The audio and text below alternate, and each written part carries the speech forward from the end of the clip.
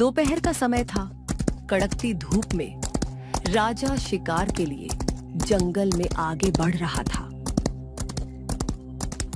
काफी देर तक शिकार न मिला और कड़कती धूप के कारण राजा का प्यास से बुरा हाल हो गया। कितनी जोरों से धूप है और शिकार भी नहीं मिला। मेरा तो प्यास से गला सूखा जा रहा है। मुझे पानी की तलाश करनी होगी, नहीं तो प्यास की वजह से मेरा यहीं दम घुट जाएगा। इतना कह राजा पानी की तलाश में धीरे धीरे आगे बढ़ता है और एक नदी के पास पहुंचता है। इसी बीच राजा की दृष्टि उस नदी पर पड़ी। वहां एक रूपवती कन्या स्नान कर रही थी। पास के ही पत्थर पर तोता बैठा था, जो लगातार इधर उधर नजर गड़ाए उस कन्या की रखवाली कर रहा था। उसके पास एक चमकती हुई अंगूठी पड़ी थी। तभी राजा घोड़े से उतरकर पेड़ों के पीछे से झांकता है और पहली बार कन्या को देखता है। वह स्तब्ध रह जाता है। हे देवताओं, ये कौन सी अप्सरा है? ऐसा सौंदर्य तो मैंने आज तक नहीं देखा। मेरा हृदय तो इसी सरनिश का हो गया है।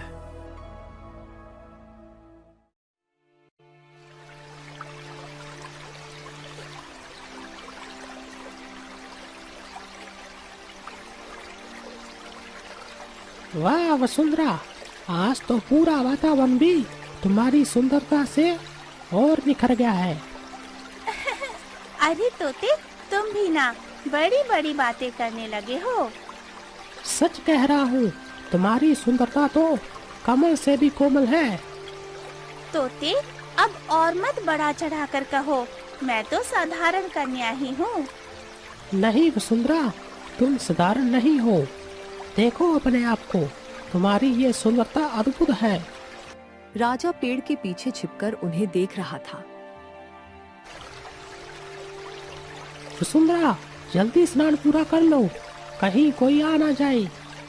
अरे तू भी ना हर समय चौकसी करता रहता है। ये जंगल है, यहाँ कौन आएगा? तभी राजा का घोड़ा आवाज करता है। कोई है, कोई है यहाँ पास में। तभी कन्या अपने वस्त्र पहन लेती है और नदी से बाहर आती है। कौन आया है वहाँ? तभी राजा आगे बढ़ता है, हाथ जोड़कर आदर से बोलता है। क्षमा करें देवी, मेरा कोई अनुसूचित इरादा नहीं था। मैं इस वन का राजा हूँ। आपकी सुंदरता ने मुझे रोक लिया। आपका रूप देखकर ऐसा लगता है मानो स्वयं सरस्वती नदी से बाहर आ खड़ी हुई है। दूर रहो हे राजा, मेरी वसुंधरा को स्नान करते हुए तुम छुप छुप कर देख रहे थे और अब तुम मेरी वसुंधरा को परेशान करने के लिए आ गई। अरे वाह, ये तो बोलने वाला तोता है। सच ही कहते हैं, ऐसी सुंदर कन्या के पास इतना चतुर रक्षक होना ही चाहिए। किंतु हे सुंदरी, मैं केवल आपसे परिचय पाना चाहता हूँ। यदि आपका हृदय निर्मल है तो शायद परिचय हो ही जाएगा। देवी, मैं जानता हूँ मेरा यहाँ आना आपको असहज कर रहा होगा, किंतु मेरा मन कहता है कि विधाता ने हमें यही मिलवाया है। महाराज, मैं केवल एक साधारण कन्या हूँ। राजाओं के वैभव और मेरे जीवन में बहुत अंतर है। ये सही कह रही है मेरी वसुंधरा। राजा लोग आते हैं, मीठे बोल बोलते हैं, फिर भूल जाते हैं।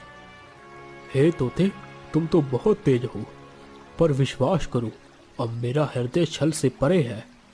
जब मैंने तुम्हारी वसुंधरा को पहली बार देखा, उसी क्षण मैंने प्रण किया कि मैं इन्हें सम्मान और प्रेम दूंगा। कन्या राजा की ओर देखती है, उसके शब्दों में सच्चाई महसूस करती है। महाराज, मेरा जीवन सरल है। मेरे पिता साधु हैं। यदि आप सचमुच मुझे पाना चाहते हैं तो पहले उनका आशीर्वाद पाना होगा। हाँ देवी, आपके पिता का आशीर्वाद ही मेरा सबसे बड़ा वरदान होगा।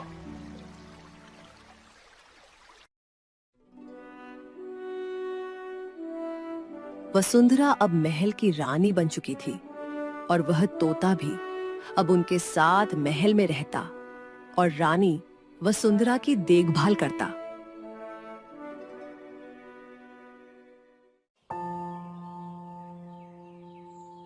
ऐसे ही कुछ दिन बीत जाते हैं और एक दिन राजा अपने मंत्री और कुछ सैनिकों के साथ राज्य में दौरे पर जाते हैं। मंत्री जी, आज हमें राज्य की सीमा पर जाना होगा। किसानों की समस्या और नए कर की व्यवस्था देखनी है। इसमें पूरा दिन लग सकता है। जी महाराज, तैयारियां हो चुकी हैं। घोड़े महल द्वार पर खड़े हैं। राजा बालकनी की ओर आता है जहां रानी खड़ी थी। प्रिय, आज मुझे राज्य का दौरा करना है। दिन भर मैं बाहर रहूंगा। तुम महल में निश्चित रहो। और हाँ, तुम्हारे प्यारे तोते को मैंने यही काम सौंपा है कि वह तुम्हारा और तुम्हारी अंगूठी का पूरा ध्यान रखे। जी महाराज, आप निश्चित होकर जाइए। मैं अपनी वसुंधरा पर पल भर भी आंच नहीं आने दूंगा। महाराज, जाते जाते एक बात कहनी है। आज ना जाने क्यों मुझे अपने पिताजी की बहुत याद आ रही है। उनका आशीर्वाद मिले बिना मन व्याकुल हो रहा है। प्रिय, चिंता मत करो। जब मैं लौट आऊंगा तो हम तुम्हें पिताजी से मिलवाने अवश्य चलेंगे। अभी राज्य का काम जरूरी है। हाँ महाराज, आप बेफिक्र रहिए। रानी जी सुरक्षित रहेंगी। मैं तोते की आँख हूँ और मेरी आँख कभी भी नहीं झपकती। ठीक है मेरे मित्र, तुम्हारे रहते हुए मुझे कोई चिंता नहीं। राजा और मंत्री घोड़ों पर सवार होकर महल से निकल जाते हैं।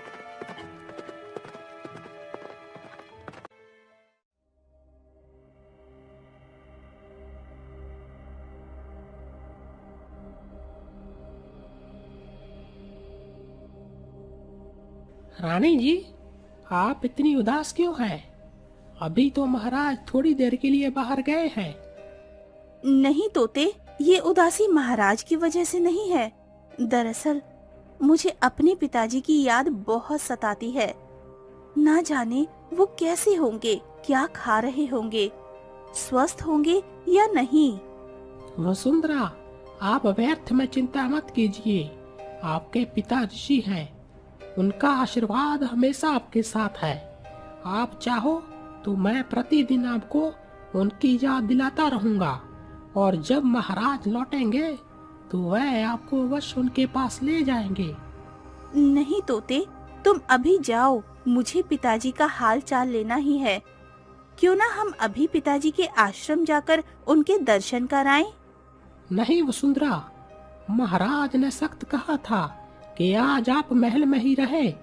उन्होंने कहा है कि मैं आपका पूरा ध्यान रखूं। बाहर जाना खतरनाक है। पर तोते, मेरे पिता, मैं बस एक बार उन्हें देखना चाहती हूँ। तुम जरा दिखाओ कि वो ठीक हैं भी या नहीं। पर रानी, महाराज ने कहा है। रानी बार बार कहती है। तोता अंततः झुक जाता है। उसकी आवाज पर चिंता साफ दिखती है। वह रानी की बात मानकर वहां से चला जाता है। इसके बाद रानी हर रोज की तरह अंगूठी को उतारकर कक्ष में रख देती है और खुद नहाने के लिए चली जाती है। इतने में ही तोता वापस आता है और अंगूठी को अपनी चोंच में उठाकर वहां से ले जाता है। रानी स्नानागार से बाहर आती है और उस स्थान को देखती है। यहाँ अंगूठी रखी थी और अंगूठी वहां नहीं दिखती। अचानक घबराहट से रानी इधर उधर खोजने लगती है, लेकिन अंगूठी उसे नहीं मिलती। नहीं, ये कैसे हो सकता है? मेरी अंगूठी कहाँ गई? उसके चेहरे पर डर और बेचैनी आ जाती है। तभी बाहर से दासी दौड़कर आती है। महारानी, क्या हुआ? आप ठीक तो हैं? दासी, मेरी अंगूठी। अंगूठी? कौन सी अंगूठी महारानी? वही मेरी अंगूठी। इतना कहते ही उसकी आंखें बंद होने लगती हैं। वह बेहोश होकर गिर पड़ती है। महारानी, कोई है? जल्दी आओ, जल्दी आओ, महारानी बेहोश हो गई है। महल के सैनिक भागते हुए अंदर आते हैं। पूरे महल में हंगामा मच जाता है। दूसरी तरफ वह तोता गुरुदेव के आश्रम में पहुंचता है। गुरुदेव शांत ध्यान में बैठे थे। तोता पास आकर बैठता है और प्रणाम करता है। प्रणाम गुरुदेव। गुरुदेव धीरे धीरे अपनी आंखें खोलते हैं। उनकी आंखों में अचानक चिंता झलक उठती है। तोता, तुम यहाँ?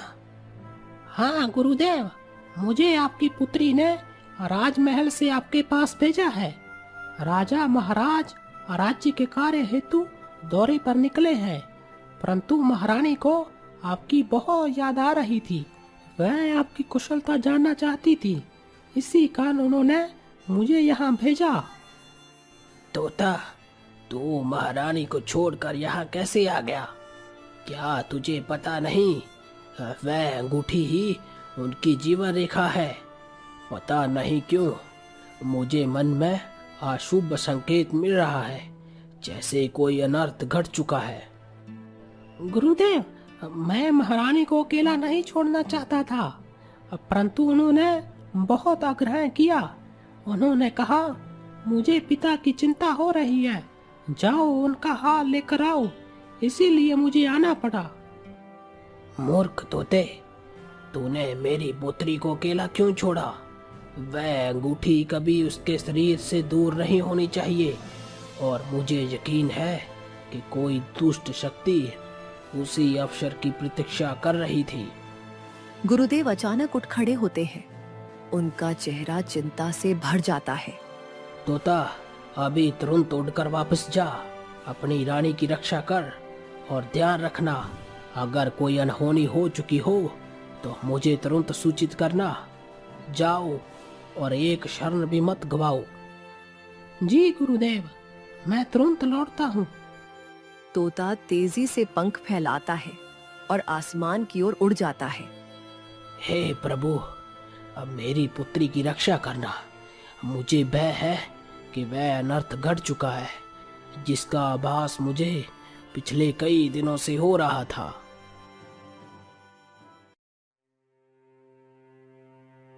रानी बिस्तर पर पड़ी हुई थी। तभी उड़ता हुआ तोता महल में प्रवेश करता है और रानी को देखकर व्याकुल हो जाता है। वसुंधरा, ये क्या हो गया? बताओ, मेरी रानी के साथ क्या हुआ? ये हाल कैसे हुआ? तोते, महारानी की अंगूठी कहीं गुम हो गई है। सारा महल छान डाला, हर जगह ढूंढा, मगर अंगूठी का कहीं पता नहीं चला, और उसी पल से उनकी सांसें धीमी पड़ गई। इतने में राजा विक्रम महल में प्रवेश करते हैं। वे अपनी रानी को बिस्तर पर देखकर चीख उठते हैं। वसुंधरा, ये क्या हो गया? ये क्या हो गया मेरी प्राण प्यारी को? हे विधाता, मैं किस मुंह से जीऊंगा अब? वे आंसू पोंछते हुए अचानक तोते की ओर देखते हैं। तोते, कहाँ थे तुम? तुम्हें मैंने अपनी रानी की रक्षा का भार सौंपा था। तुम कहाँ थे, बताओ। महाराज, मुझे क्षमा कर दे। महारानी ने स्वयं मुझे उनके पिता का हाल पूछने भेजा था। मैंने बहुत समझाया। महाराज ने कहा है मैं आपको अकेला ना छोड़ूं, लेकिन महारानी जिद पर अड़ी रही। आंखों में आंसू थे। उनकी जिद के आगे मैं हार गया। तोते, मैंने तुमसे कहा था ना, तेरी जरा सी चूक ने मेरी प्राण प्रिय को मौत के मुंह में पहुंचा दिया।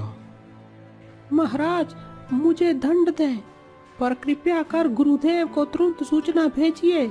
अब सिर्फ वही इस संकट का हल बता सकते हैं।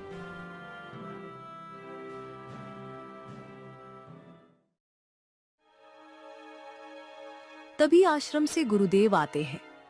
जैसे ही वे अपनी पुत्री को इस हालत में देखते हैं, उनका दिल टूट जाता है और करुण स्वर में पुकार उठते हैं।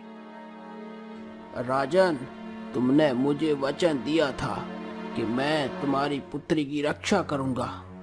ये रक्षा है तुम्हारी, यही रक्षा है तुम्हारी। तुमने मेरी बेटी को मौत के हवाले कर दिया। राजा विक्रम उनके चरणों में गिर पड़ते हैं। गुरुदेव, मुझे क्षमा कर दो, मेरी वसुंधरा को बचा लो। मुझे बताइए, मैं क्या करूं? आप उनकी जीवा रेखा बनो। मैं अपना सब कुछ दांव पर लगाने को तैयार हूं गुरुदेव। राजन, अब उसे जीवित रखने की केवल एक ही आशा है, वही अंगूठी। जब तक वह अंगूठी वापस ना मिले, इसे बचाना असंभव है। राजा विक्रम तुरंत उठ खड़े होते हैं और अपने मंत्री को पुकारते हैं। मंत्री जी, तुरंत पूरे राज्य में ऐलान कर दो, जो भी मेरी रानी की अंगूठी ढूंढ लाएगा, मैं उसे मुंह मांगा इनाम दूंगा। धरती का धन, सामान, सब कुछ उसे मिलेगा। जाओ, एक क्षण भी व्यर्थ मत करो। जी महाराज, जैसा आपका आदेश।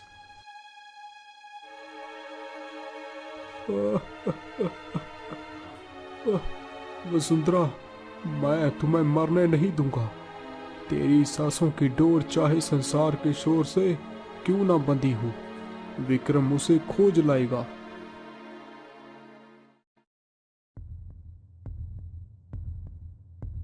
सुनो सुनो सुनो, राजा का आदेश है, जो भी रानी की खोई हुई अंगूठी ढूंढ कर लाएगा, उसे राजा महाराज अपने हाथ से मुंह मांगा इनाम देंगे। रानी का प्राण उसी अंगूठी पर टिका है। घर घर और खलिहान खलिहान तक यह खबर पहुंचा दो।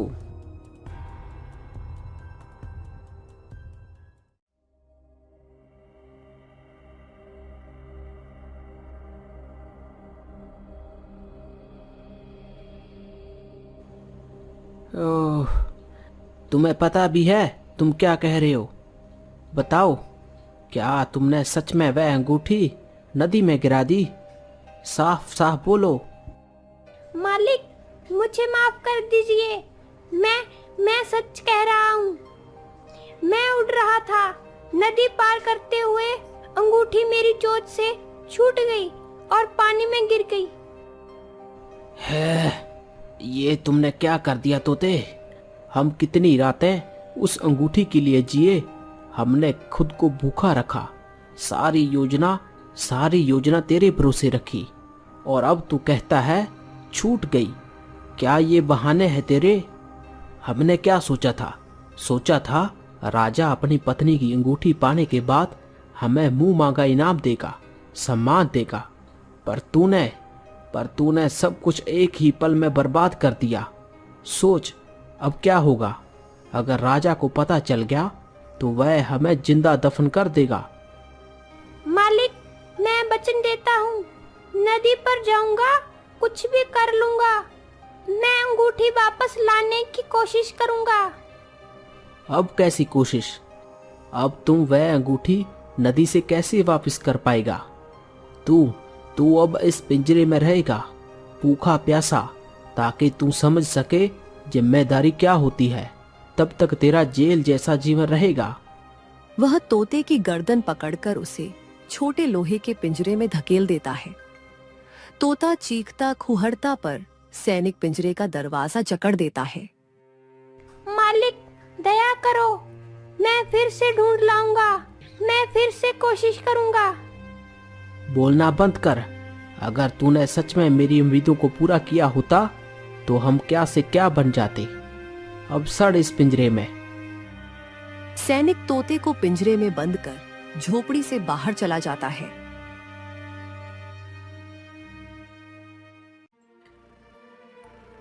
राजा अपनी रानी के पास खड़े थे। उनका चेहरा आंसुओं से भरा हुआ है। मंत्री गंभीर मुद्रा में आकर प्रणाम करता है। महाराज, हमने पूरे राज्य में घोषणा कर दी है। हर गांव, हर नगर तक संदेश पहुंचा चुके हैं, परंतु अब तक अंगूठी का कोई भी पता नहीं चल सका। मंत्री, रानी का प्राण उसी अंगूठी पर टिका है। कुछ भी करो, महल के आसपास की हर गली, हर कोना कोना छान मारो। मैं देरी बर्दाश्त नहीं कर सकता। वसुंधरा, आपकी ये हालत देखी नहीं जाती। मैं कसम खाता हूँ, उस अंगूठी को ढूंढ निकालूंगा, चाहे मेरी जान ही क्यों ना चली जाए। तोता अपने पंख फैलाकर उड़ जाता है। कई जगह खोजता है, महल के पास, बगीचे में, गांव की गलियों में, पर कुछ नहीं मिलता। थका हारा तोता अंत में नदी किनारे आकर बैठता है। नदी के पास पहले से एक और घायल तोता बैठा था। उसके पंखों से खून टपक रहा था। वह जख्मी हालत में भी कुछ खोज रहा था। रानी का तोता उसे देखता है और धीरे से उसके पास जाता है। क्या तुम रानी साहिबा के तोते हो? हाँ, मैं ही हूँ, लेकिन तुम कौन हो और तुम्हारी ये हालत? जख्मी तोता भारी सांस लेते हुए पूरी घटना बताता है। कैसे सैनिक ने अंगूठी चुराने का षड्यंत्र रचा, कैसे उसे डराकर पिंजरे में डाला और कैसे अंगूठी नदी में गिर गई। रानी का तोता ध्यान से सब सुनता है। तो ये सब उस सैनिक का किया धरा था। वही असली दोषी है जिसने मेरी वसुंधरा को इस हालत में पहुंचा दिया। उसे तो महाराज के सामने अवश्य सजा मिलेगी, लेकिन पहले हमें अंगूठी चाहिए। मेरी वसुंधरा को बचाना है। बताओ, क्या वह अंगूठी इसी नदी में गिरी थी? हाँ, यही, इसी जगह। दोनों तोते उड़कर नदी के ऊपर नीचे तलाशते हैं, पर कोई चमक दिखाई नहीं देती। थक हार कर दोनों जमीन पर उतर आते हैं। अगर वह अंगूठी सचमुच इसी नदी में गिरी होती तो नदी में कहीं ना कहीं तेज रोशनी चमकती रहती, लेकिन देखो, यहाँ तो कुछ भी नहीं है। शायद अंगूठी नदी के तेज बहाव में कहीं दूर बह गई होगी। पास में ही एक बड़े पेड़ पर चिड़िया अपने घोंसले में बैठी उनकी बातें सुन रही थी। अचानक वह बोल उठती है। क्या तुम लोग उस चमकने वाली वस्तु को ढूंढ रहे हो? हाँ चिड़िया बहन, तुम्हें उस अंगूठी के बारे में कुछ पता है? हाँ, मैंने अपनी आँखों से देखा था। वो अंगूठी इस नदी में गिरी तो पहले बहुत तेज चमक रही थी, पर अचानक वो चमक बुझ गई, जैसे किसी ने उसे निगल लिया हो। मुझे लगा कोई नदी की मछली, कोई अदृश्य प्राणी उस अंगूठी को अपने साथ ले गया है। रुको, मुझे याद आया। उसी दिन जब अंगूठी गिरी थी, यहाँ एक मछुआरा आया था। वह अपनी नाव में बैठकर जाल डाल रहा था। शायद अंगूठी उसी के पास हो। क्या सच में? चिड़िया बहन, अगर ऐसा है तो उम्मीद की एक किरण बाकी है। बताओ, वह मछुआरा कहाँ मिलेगा? वो अक्सर नदी के उस पार जंगल के किनारे रहता है। उसका एक टूटा फूटा झोंपड़ा है, लेकिन सावधान रहना, वो चालाक है, लालची है। अगर उसे पता चल गया कि अंगूठी कितनी कीमती है, तो वो आसानी से लौटाएगा नहीं। तो फिर देर किस बात की? चलो, हमें उस मशवारे तक पहुंचना होगा। वही आखिरी उम्मीद है मेरी वसुंधरा को बचाने की।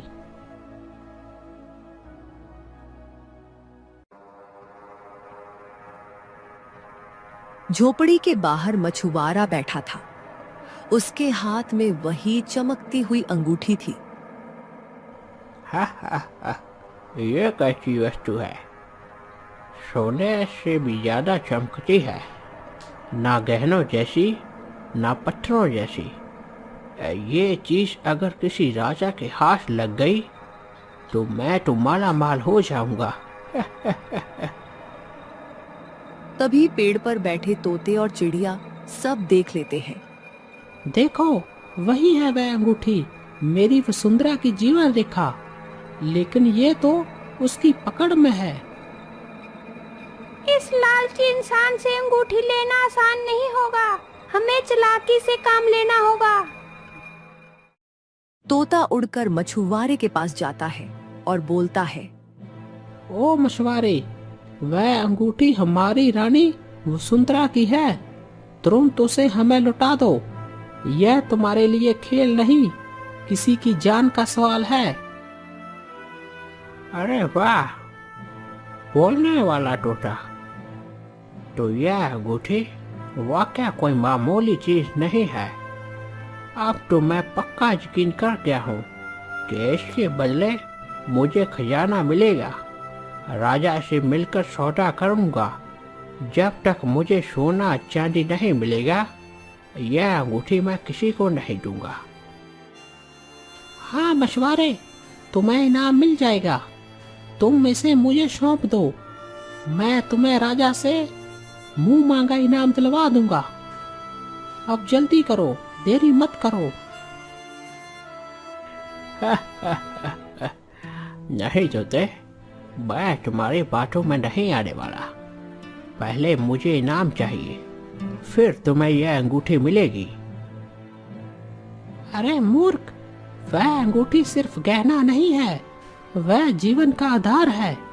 अगर देर हुई तो रानी के प्राण सांसें थम जाएंगी। क्या तुम निर्दोष का खून अपने सिर लेना चाहते हो? मुझे कुछ नहीं सुनना। मेरे पूर्वजों ने भूख गरीबी में जान दी। अब यही मौका है, मैं इसे हाथ से जाने नहीं दूंगा। तोता और चिड़िया चिंतित नजरों से मछुआरे को देखते हैं। अब देखना, राजा मुझे कितना बड़ा इनाम देगा। यह छोटी सी चीज मेरी किस्मत बदल देगी। अगर इससे सीधा लड़ाई की तो यह आदमी अंगूठी छिपा देगा। हमें चाल से काम लेना होगा। तोता मधुर आवाज में बोलता है, ओ मछुआरे, तुम सच में बड़े भाग्यशाली हो। वह अंगूठी सिर्फ सोने चांदी की नहीं, बल्कि जादुई है। जिसने भी इसे पहना, उसके पास कभी भूख प्यास नहीं लगेगी और धन दौलत अपने आप आएगी। क्या सच में? मतलब अगर मैं इसे पहन लूं तो मुझे हमेशा सुख मिलेगा? हाँ बिल्कुल, लेकिन इसके असली असर को देखने के लिए तुम्हें अपनी उंगली में नहीं, बल्कि इसे अपने हाथों में पकड़कर नदी के पानी में डुबाना होगा। तभी यह अपनी शक्ति दिखाएगी। वाह, तो फिर देर किस बात की? मछुआरा जैसे ही अंगूठी को पानी की ओर ले जाता है तो तोता अचानक तेजी से झपट्टा मारकर उसकी हथेली से अंगूठी छीन लेता है। अरे अरे धोखा, तूने मुझे बेवकूफ बनाया तोते। मूर्ख, ये लालच ही तेरा सबसे बड़ा शत्रु है। ये अंगूठी किसी की जान बचाने के लिए है, बेचने या सौदा करने के लिए नहीं।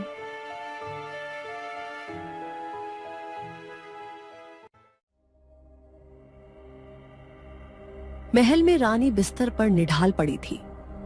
तभी तोता उड़ता हुआ आता है। उसकी चोंच में चमकती हुई अंगूठी थी।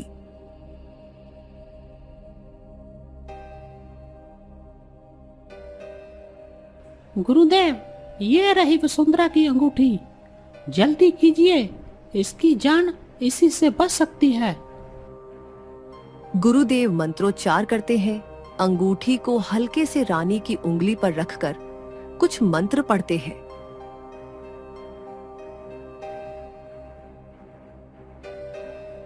तभी हल्की रोशनी फैलती है। रानी की सांसें लौटने लगती है। पिताजी, बेटी, तू फिर से जीवन पा गई।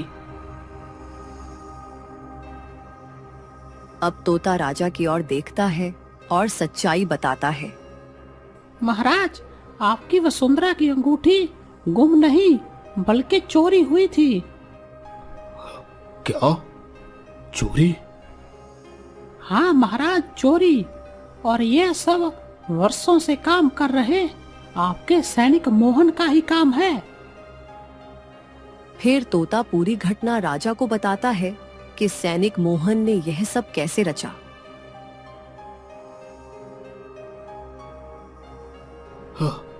जाओ, उस विश्वास का सैनिक को पेश करो।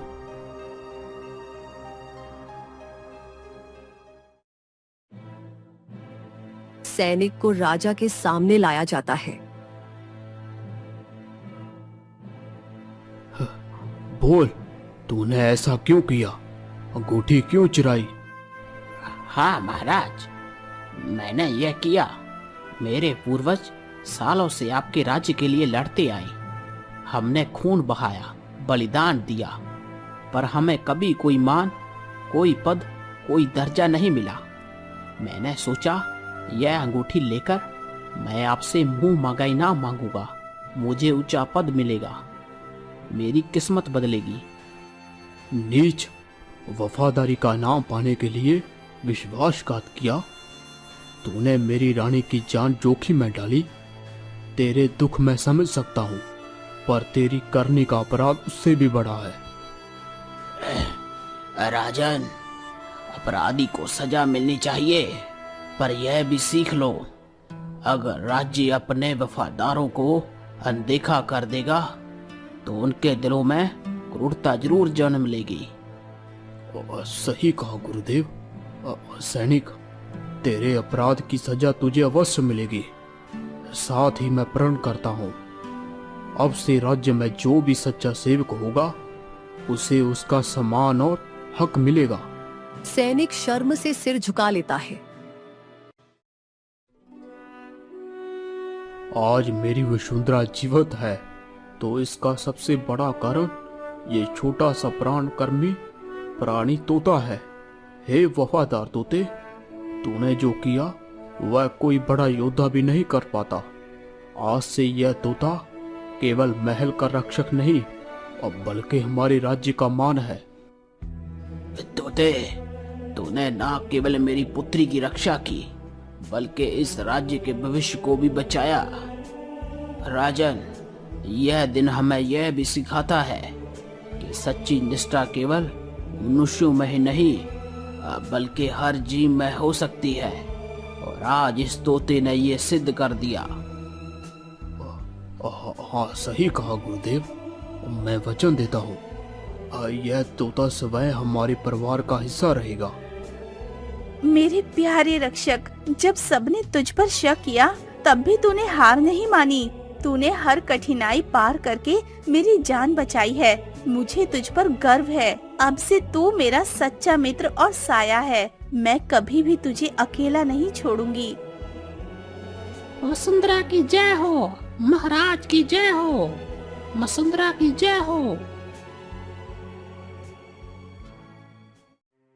सेनापति और कुछ सैनिक मिलकर राजा भानु प्रताप को दूर जंगल में फेंक जाते हैं। हाँ, ये मैंने क्या किया? उस साधु की झूठी बातों में आकर मैंने अपने रतन जैसे पुत्र को त्याग दिया और इस सांप को दूध पिलाता रहा।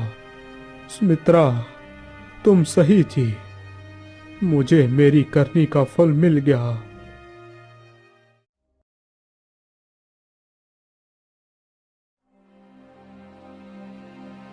प्रणाम छोटी बहन, कैसी हैं आप? सुना है आज वीरेंद्र प्रताप ने अस्त्र शस्त्र के अभ्यास में बहुत अच्छा प्रदर्शन किया है। जी हाँ, मेरा पुत्र एक शक्तिशाली राज्य का रक्त है। कौशल तो उसके रग रग में है। वैसे आपके पुत्र रुद्र प्रताप कहाँ है? दिखाई नहीं दे रहे। रुद्र इस समय महाराज के साथ राज्यसभा में है। महाराज उन्हें राज्य की बारीकियों और न्याय व्यवस्था के बारे में सिखा रहे हैं। इतना कह सुमित्रा वहां से चली जाती है। हर जगह बस रुद्र प्रताप। महाराज ने मान ही लिया है कि वही इस सिंहासन का उत्तराधिकारी होगा।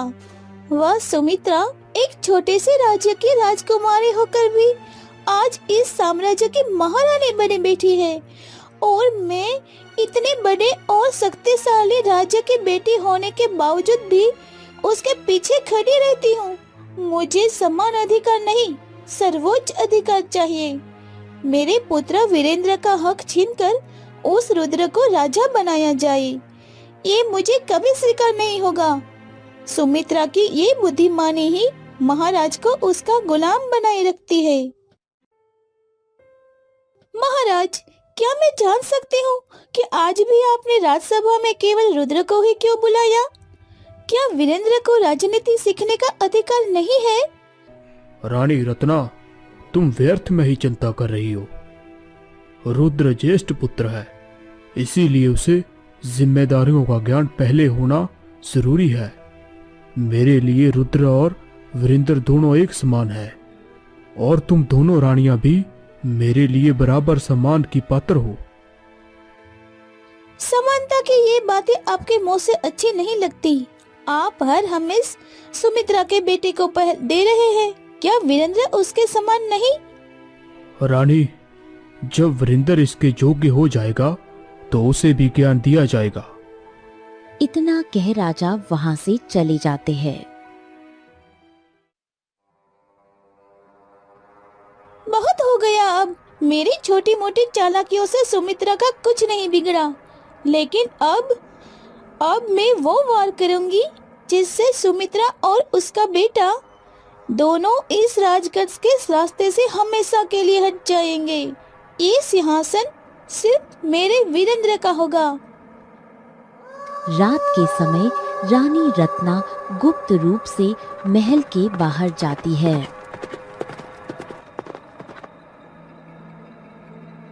देखो, जो काम मैं तुम्हें सौंप रही हूँ उसमें रत्ती भर भी चूक नहीं होनी चाहिए। अगर तुम सफल हुए तो इतना स्वर्ण मिलेगा कि तुम्हारे साथ पीढ़ियां राज करेगी। हुक्म कीजिए महारानी। इस बहरूपिये के लिए किसी का भी रूप धरना और उसे सच कर दिखाना पाए हाथ का खेल है। तुम्हें एक सिद्धू साधु का वेश धारण करना होगा। महाराज के अतीत की कुछ बातें हैं जो केवल उन्हें पता है, उन्हें रट लो। तुम्हें महाराज का विश्वास जीतना है और फिर उनके मन में राजकुमार रुद्र प्रताप के खिलाफ जहर घोलना है। समझ गया महारानी, आप बेफिक्र हो जाइए। महाराज को लगेगा कि साक्षात ईश्वर का दूत उनसे बात कर रहा है। आप बेफिक्र रहिए महारानी।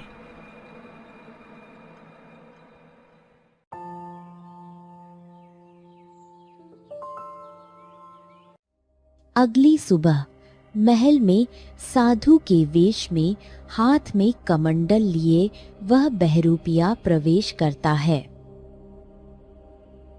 प्रणाम महात्मा, राजगढ़ की धरती पर आपका स्वागत है।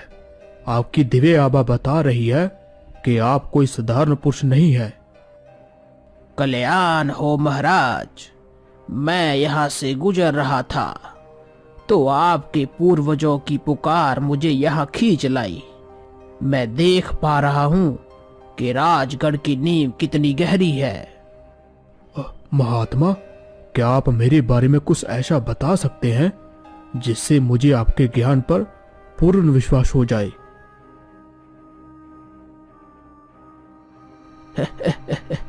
महाराज, मैं देख पा रहा हूँ आज से 20 वर्ष पहले जब आप शिकार पर गए थे और एक घायल हिरनी को बचाने के लिए आपने स्वयं के हाथ पर कटार का घाव सहा था, वह निशान आज भी आपके बाएं कंधे के नीचे मौजूद है। क्या मैं सत्य कह रहा हूं? अद्भुत। यह बात तो रानी सुमित्रा के अलावा और कोई नहीं जानता।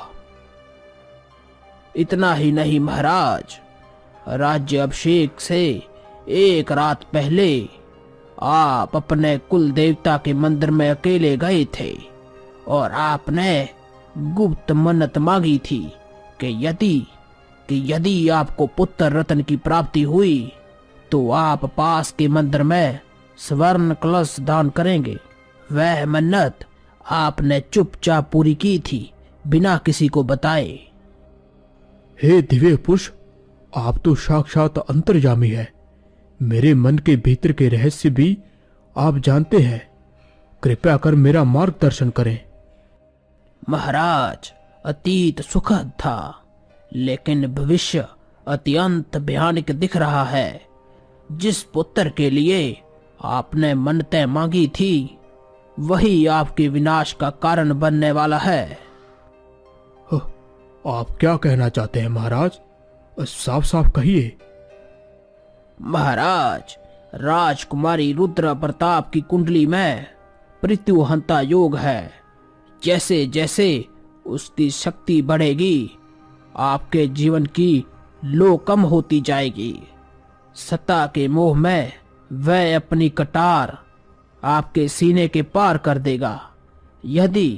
यदि आप जीवित रहना चाहते हैं तो उस बालक को अपनी आंखों से दूर कर दीजिए। महाराज, आपको अभी भी संशय है तो सुनिए। जिस रात राजकुमार रुद्र प्रताप का जन्म हुआ था उस रात आकाश में बिजली कड़की थी और आपने एकांत में अपने कक्ष की खिड़की से बाहर देखते हुए ईश्वर से प्रार्थना की थी कि हे प्रभु, मेरे पुत्र को बस एक न्याय प्रिय राजा बनाना। क्या यह सत्य नहीं है महाराज? हे ईश्वर, यह तो मेरी अंतरात्मा की पुकार थी। मैंने यह शब्द कभी भी किसी के सामने उच्चारित भी नहीं किए थे। महात्मा, आप तो साक्षात भगवान का रूप हैं। अब मुझे आपके एक एक शब्द पर पूर्ण विश्वास है। विश्वास मेरा नहीं, काल के सत्य का कीजिए महाराज। मुझे आपसे कोई धन दौलत नहीं चाहिए। मैं तो बस आपको संचेत करने आया था। पुत्र का मोह राजा के विवेक को मार देता है। याद रखिए, आज का वह बालक कल का काल बनेगा। किंतु महाराज, क्या इसका कोई उपाय नहीं है? क्या रुद्रा सचमुच ऐसा करेगा? नियत बदली नहीं जा सकती महाराज, केवल टाली जा सकती है। यदि वह इस राज्य की सीमा के भीतर रहा, सूर्य अस्त होने जैसा निश्चित है आपका अंत। निर्णय आपका है, अपना जीवन या अपने पुत्र का मोह। ठहरिए महात्मा, मुझे मार्गदर्शन दीजिए कि मेरा कार्य समाप्त हुआ राजन। मैं तुम्हें सिर्फ इस बात के लिए संचेत करने आया था। अब कोई प्रश्न नहीं, केवल कर्म कीजिए। प्रणाम महाराज। बहरूपिया बहुत ही शांत और प्रभावशाली कदम रखते हुए महल से बाहर चला जाता है। जो मेरे अतीत और मन के बारे में इतना कुछ जानता है वह साधारण साधु नहीं हो सकता। वह निश्चय ही कोई देवदूत थे जो मुझे चेतावनी देने आए थे। ओह, मेरा भाग्य! क्या मेरा अपना ही पुत्र मेरा शत्रु बनेगा?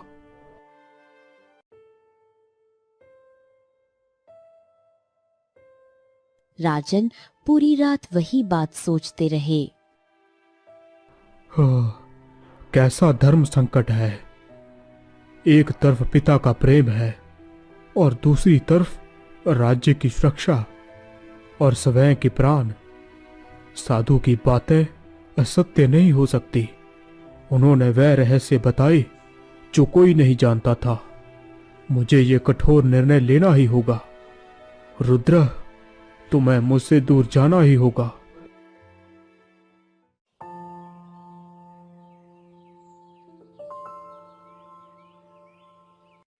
सुबह होते ही राजा भानु प्रताप रानी सुमित्रा के कक्ष में आते हैं। सुमित्रा, मैंने एक अत्यंत कठोर निर्णय लिया है। तुम्हें अपने हृदय पर पत्थर रखना होगा। राजकुमार रुद्रा प्रताप को आज ही इसी वक्त यह राज्य छोड़कर जाना होगा। ये आप क्या कह रहे हैं महाराज? मेरे छोटे से बालक का क्या अपराध है? उसे निर्वासन क्यों? उसका अपराध उसका भाग्य है। साधु महाराज ने भविष्यवाणी की है कि रुद्र मेरे प्राणों का शत्रु बनेगा। मैं अपने जीवन और साम्राज्य के साथ कोई जोखिम नहीं ले सकता। उसे जाना ही होगा सुमित्रा। महाराज, रुद्र आपका पुत्र है और मेरा सर्वस्व। यदि एक पिता अपने पुत्र का साथ छोड़ सकता है तो एक माँ कभी ऐसा नहीं कर सकती। अगर मेरा पुत्र इस राज्य से बाहर जाएगा तो मैं भी उसके साथ जाऊंगी। जहाँ मेरा रुद्र रहेगा वहीं उसकी माँ रहेगी। सुमित्रा, तुम पागलपन कर रही हो। तुम एक महारानी हो। महलों के सुख छोड़कर दर दर ठोकरें क्यों खाना चाहती हो? महाराज, महलों का सुख मुझे मेरे पुत्र से बढ़कर नहीं है। आप अपनी सुरक्षा चुनिए, मैं अपना धर्म चुनती हूँ। मैं उसे इस क्रूर दुनिया में अकेला नहीं छोड़ूंगी। आज से आपके लिए राजगढ़ का सिंहासन है और मेरे लिए मेरा पुत्र। रत्ना यह सब देख बहुत खुश हो रही थी क्योंकि अब उसके बेटे को ही सिंहासन मिलना था। सुमित्रा अपने बेटे को लेकर सोनपुर राज्य में चली जाती है।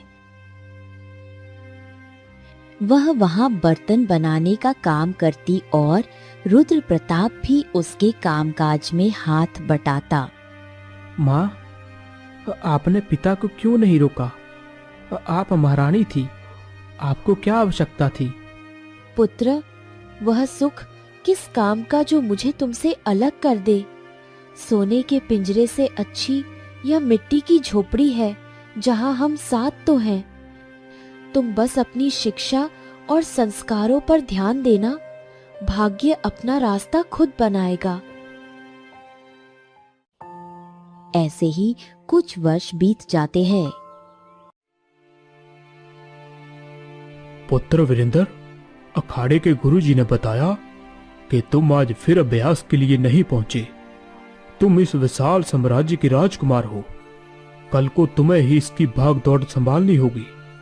क्या तुम्हें अपनी जिम्मेदारियों का बिल्कुल भान नहीं है? पिताजी, अभ्यास करने के लिए सेवक है। मुझे पसीना बहाने की क्या आवश्यकता? और भाग दौड़ की चिंता आप क्यों करते हैं? राजा का पुत्र तो राजा ही बनेगा ना, चाहे उसे युद्ध आता है या नहीं।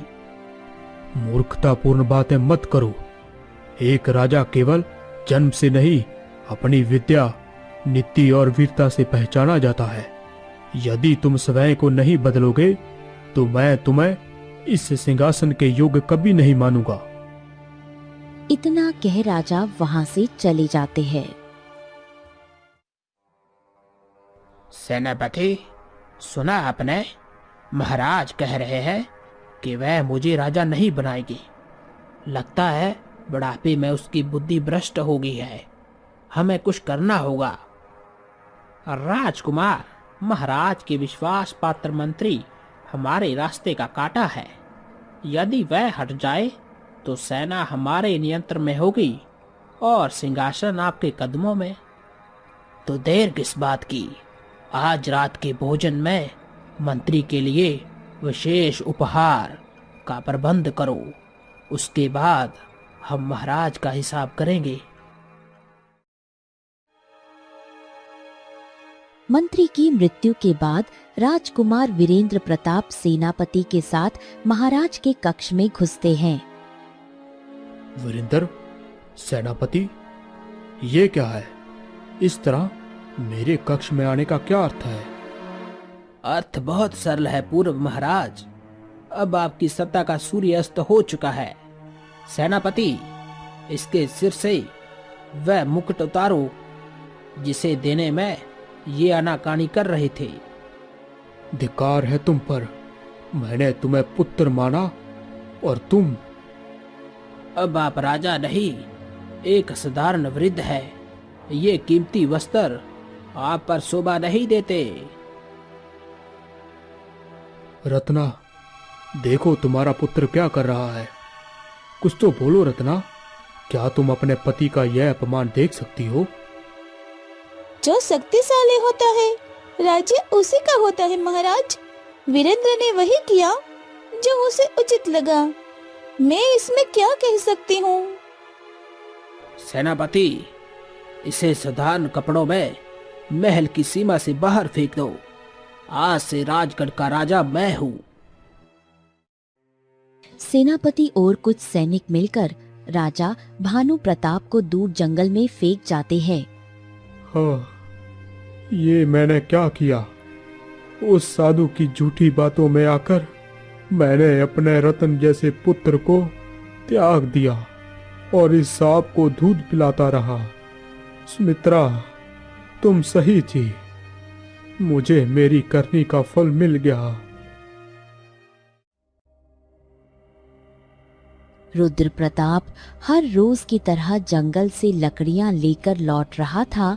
तभी एक पेड़ के नीचे फटे पुराने कपड़ों में एक वृद्ध को देख वह रुक जाता है। अरे, ये वृद्ध व्यक्ति इतने असहाय और व्याकुल क्यों लग रहे हैं? इनके चेहरे पर एक अजीब सा तेज है, फिर भी ऐसी दुर्दशा। रुद्र पास जाकर गौर से देखता है और चौंक जाता है। पिताजी, महाराज, क्या ये आप हैं? बेटा, मैं कोई महाराज नहीं।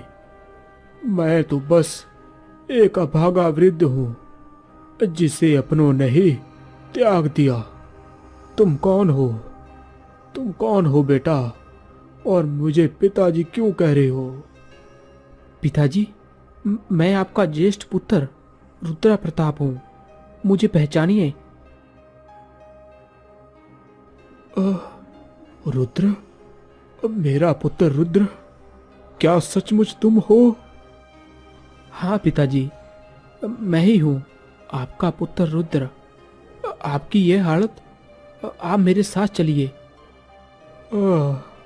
जिसे मैंने काल समझकर महलों से निकाल दिया, आज वही मुझे इस धूप में सहारा देने आया है। चलो बेटा, चलो।